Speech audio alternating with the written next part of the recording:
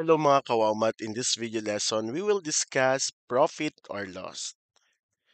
So first, gawin natin tong activity na to na may title, Sino ang pinakamagaling magbenta? So may tatlong scenario. So Anna bought a bracelet for 50 pesos and sold it for 80 pesos. Ben bought a t-shirt for 200 pesos and sold it for 250 pesos. Carla bought a bag for 500 pesos and sold it for 560 pesos. So, to compare, check natin using the tables. So, kung titingnan natin yung kita nila, so si Ana kumita ng 30 pesos, si Ben 50 pesos, and si Carla 60 pesos. So, kung pagbabasihan natin yung kita, of course, mas malaki yung kay Carla. Pero tingnan nyo naman yung puhunan ni Carla, 500 pesos. Compare doon kay Ben na medyo mababa, no? 10 lang yung difference ng kita nila. Or lalo na kay Ana, which is 50 pesos lang. Pero yung kita niya ay 30 pesos. So, para malaman natin kung sino ang pinakamagaling magbenta sa tatlo, ang titingnan nyo po dyan, ang i-compare natin is yung markup rate. So, i-compute natin yung markup rate ni Ana. So, kagaya nung discussion no, sa previous video natin about markup and discount. So, kunin natin yung profit divided by the cost price times 100. So, that is 60% no, yung markup rate ni Ana. Kay Ben, 25% and kay Carla, 12%.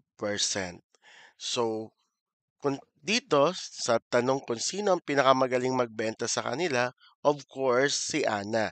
Si Ana ang pinakamagaling magbenta batay dun sa markup rate. Dahil siya ang may pinakamataas na kita batay sa 60% no, na markup mula sa puhunan niya. So kung kayo ay magko-compare, okay, doon kayo titingin ngayon sa markup rate kung kumita talaga kayo ng malaki o hindi. Okay, so we'll discuss the following terms.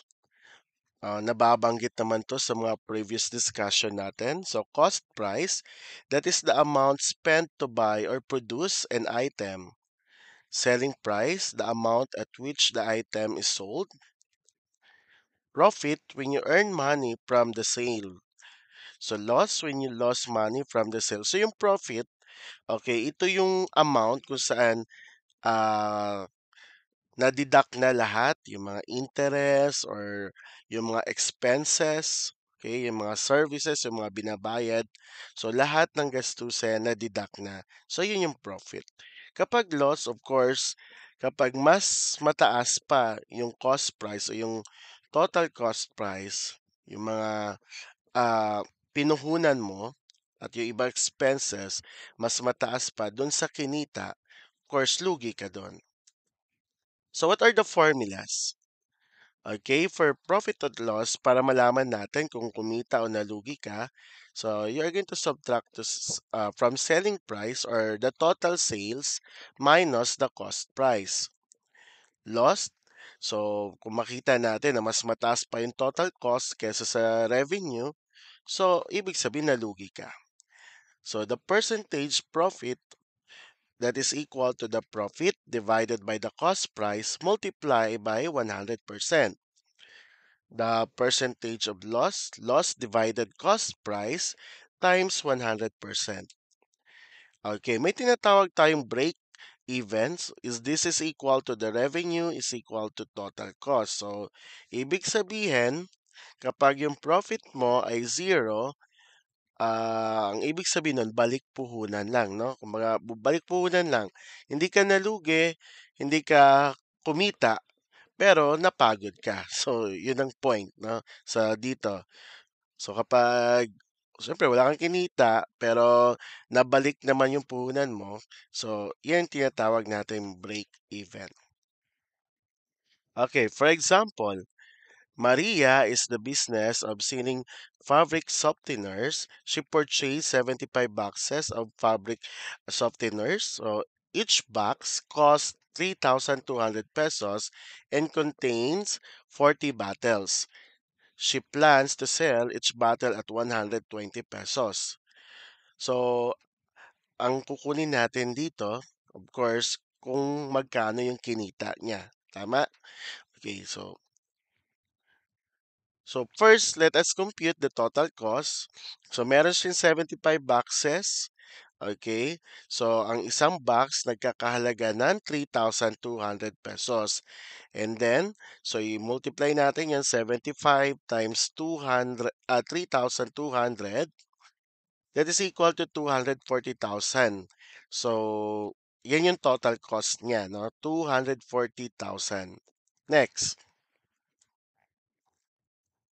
So, step 2, we will compute the total number of bottles. Sa isang box, merong 40 bottles. Since 75 boxes, so i-multiply natin sa yung 75 boxes sa 40 bottles. So, 75 times 40, ibig sabihin, in all, merong 3,000 bottles. So, yung isang bottle daw, that's the step 3, no? Step 3 will compute na the total selling price. So sa isang bottle, ang benta niya ay 120 pesos. So ilang bottles lahat? 3,000, no? 3,000 times 120, that equals to 360,000 pesos. So yan yung total sales. Ngayon, tingnan natin kung magkano yung kinita.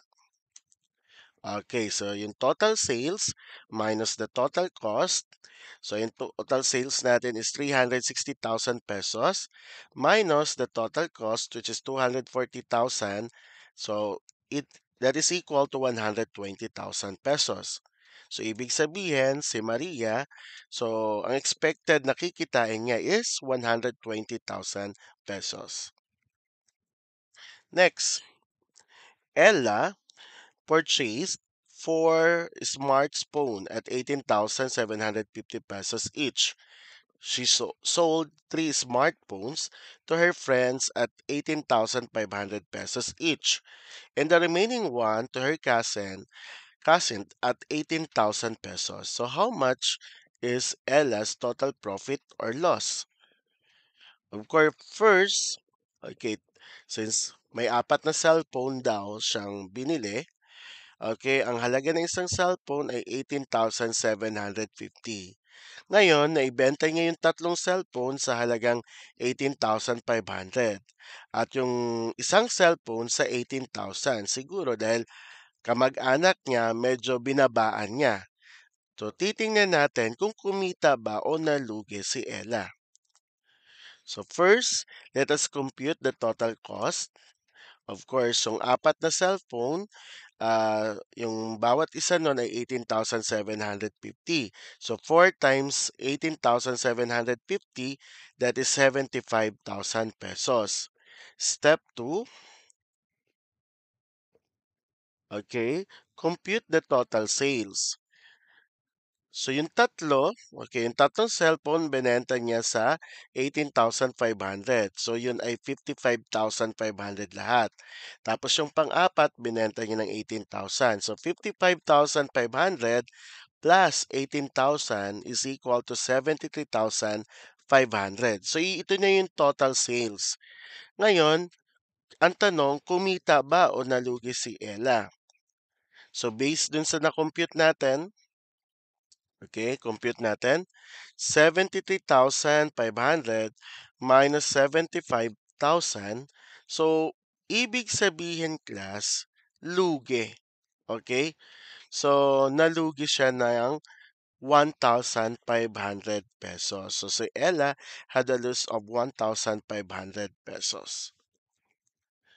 Another example. Esther has a small store. Last month, she purchased merchandise costing 75,000 pesos, for which she paid freight of 7,500 pesos. She sold 60% of the merchandise for 86,000 after spending of various expenses.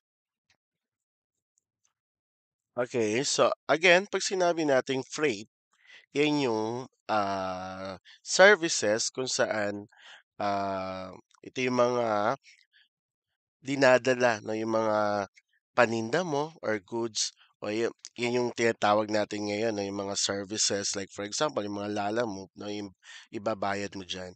So she sold 60% of the merchandise for 86,000 after spending for various expenses, totaling 13,000 pesos. She also paid 2,000 pesos for interest on money she borrowed for her store. So we asked the following question. So how much was her cost of sales?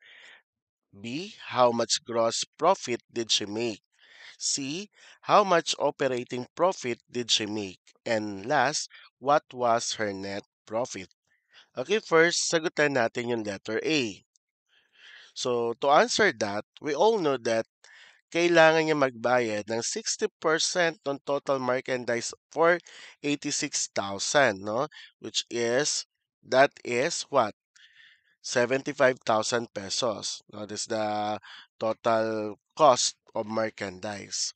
So, what we're going to do, kunin natin yung 60% ng 75,000. The answer is 45,000 pesos. So, yan yung cost of sales niya. Okay, so yung cost of sales is 45,000. Next, how much gross profit did she make? So, ang gagawin niyo lang, since the formula, sales minus the cost of sales or yung kinita mo, no? Profits, gross profit. So, we have 86,000 na sales and then yung cost of sales natin is 45,000. So, yung gross profit natin, subtract lang natin, 86,000 minus 45,000 is equal to 41,000 pesos. So, ibig sabihin, yung gross profit niya is equal to 41,000 pesos. So, ibig sabihin, natanggal na dyan no, yung mga deduction. Okay, next. How much operating profit did she make? Okay, so the operating profit is equal to the gross profit minus the operating expenses. So ano ba yung operating expenses? Okay, meron siyang in-spend for various expenses a total of 13,000. So i-minus natin yon. Operating expenses is 13,000 doon sa gross profit natin. So 41,000 minus 13,000, that is 28,000 pesos. So ibig sabihin, yung operating profit natin is 28,000 pesos. And last, what was her net profit? So ito na yung kita niya talaga after this deduction. No? So, kasi meron siyang babayaran pang interest dahil nanghiram lang siya ng pera, no, dun sa tindahan niya. So, babayaran niya muna, ikakaltas or i-deduct doon sa nakuha niyang kinita. So, operating profit minus the interest expense. So, 28,000 minus 2,000, that is 26,000. So, ibig sabihin, yung net profit ni Esther is 26,000 pesos. So, malinis na po yan, no? Yan na yan. Kasi nadidak na yung interest dyan. Alright, so for the next slide, we will have a practice exercises. This is a multiple choice types of test. So you can try to answer right by writing the letter only. And then after the 5 questions, I will reveal the answers. Okay, are you ready?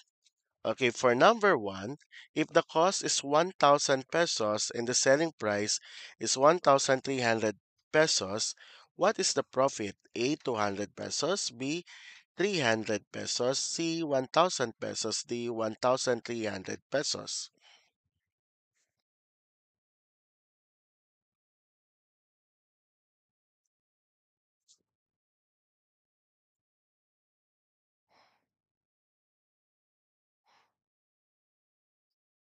Okay, next. Number two, if the cost is 400 pesos and the profit is 100 pesos, what is the percentage profit? A, 15%, B, 20%, C, 25%, D, 30%. So 15 seconds for that.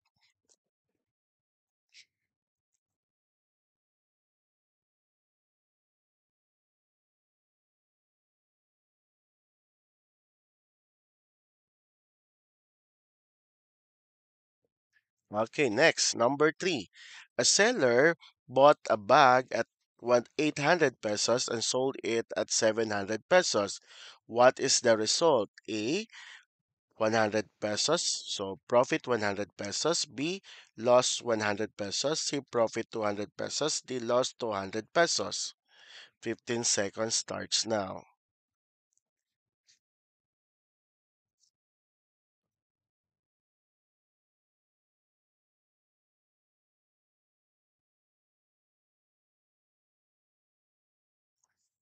Okay, next.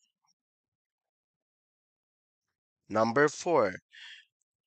Percent loss is equal to loss divided by blank times 100.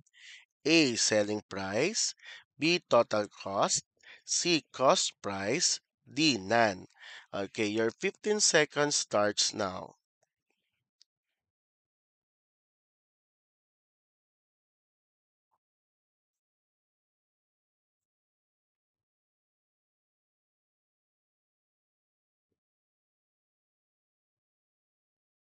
Okay, number five.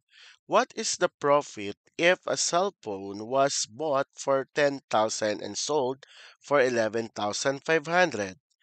A, 1,000. B, 1,500.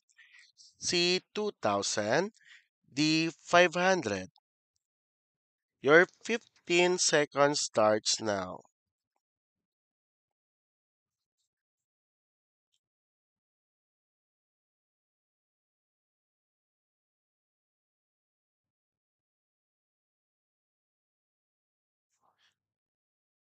Okay, so if you are ready, so let us reveal now the answer.